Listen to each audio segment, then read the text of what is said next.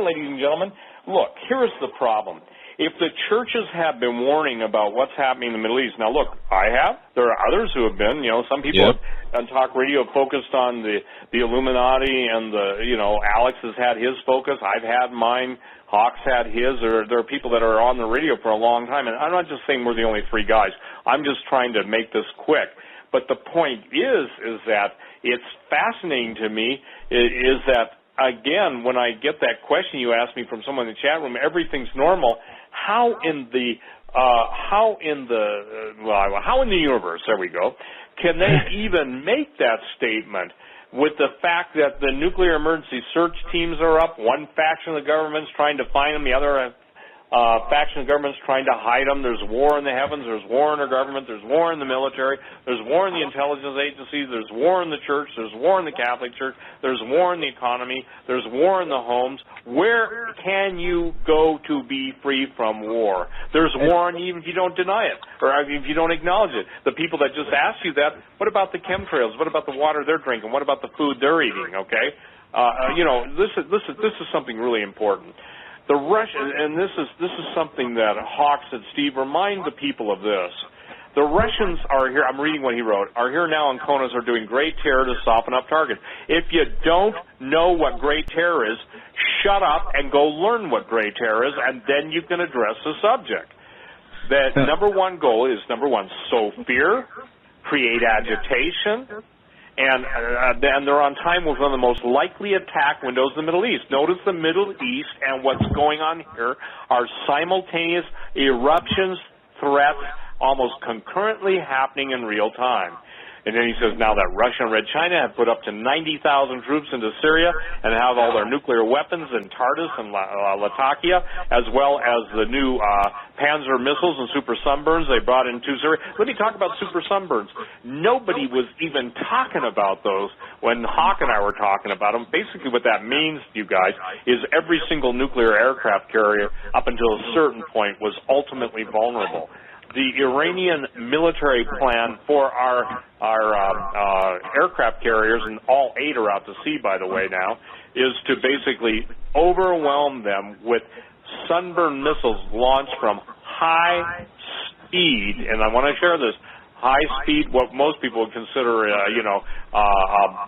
Bahama racing boats, their version of them, and simply overwhelm with superior numbers. And like one general from Special Operations told me, he said, look, I can handle 100 missiles, I can handle 200 missiles, but I can't handle 3,000 missiles, okay? And that was 3 or 4 years ago he told me that. And guess what? The headline right now is, Iran states, we will conquer the world, and especially Israel, with our overwhelming missile superiority. They're not just empty boasters, okay? Now listen, they're all ready for all-out World War III. That's the title of the show.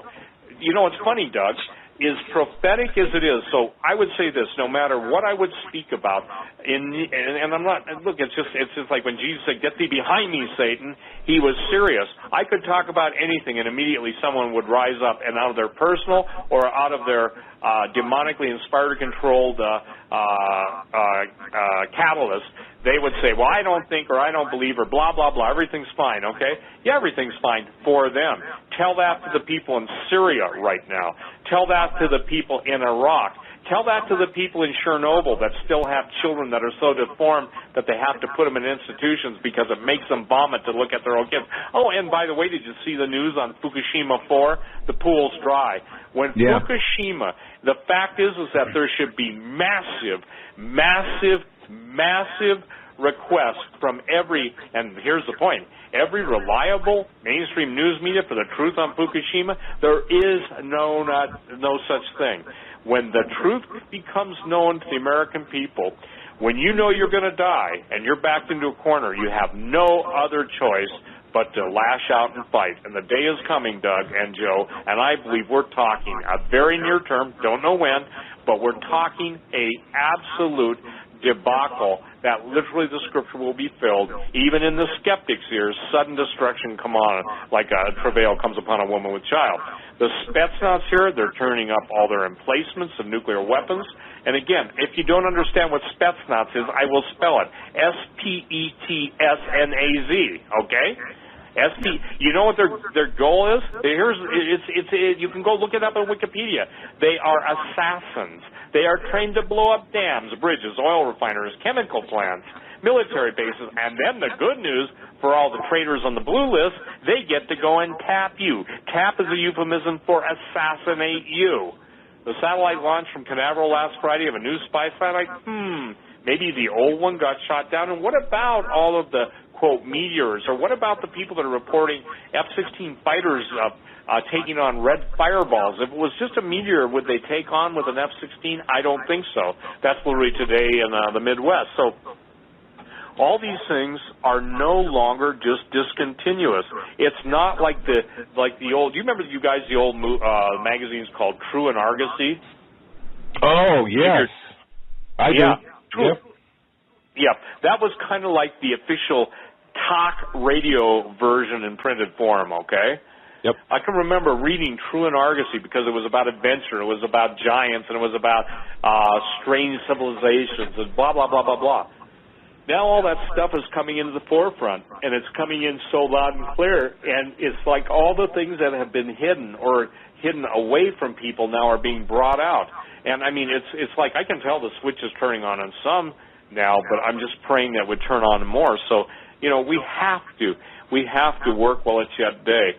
And if anybody hasn't seen the photo that's on my website, please go and look at the photo of the day.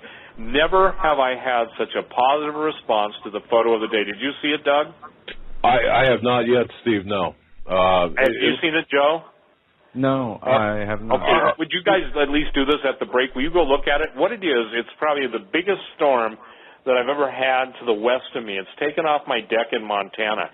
Yet there was a giant column of light, like a glorious, and I mean, when you see it, I don't think anybody's ever seen it like this, and I just photographed it off my deck with my 22-megapixel camera.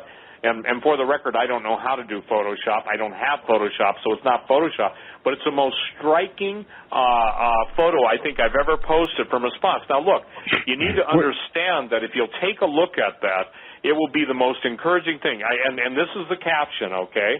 It's like a spotlight of God's glory shining through incredibly dark clouds. So please, ladies and gentlemen, go take a look at this because it'll be gone tomorrow.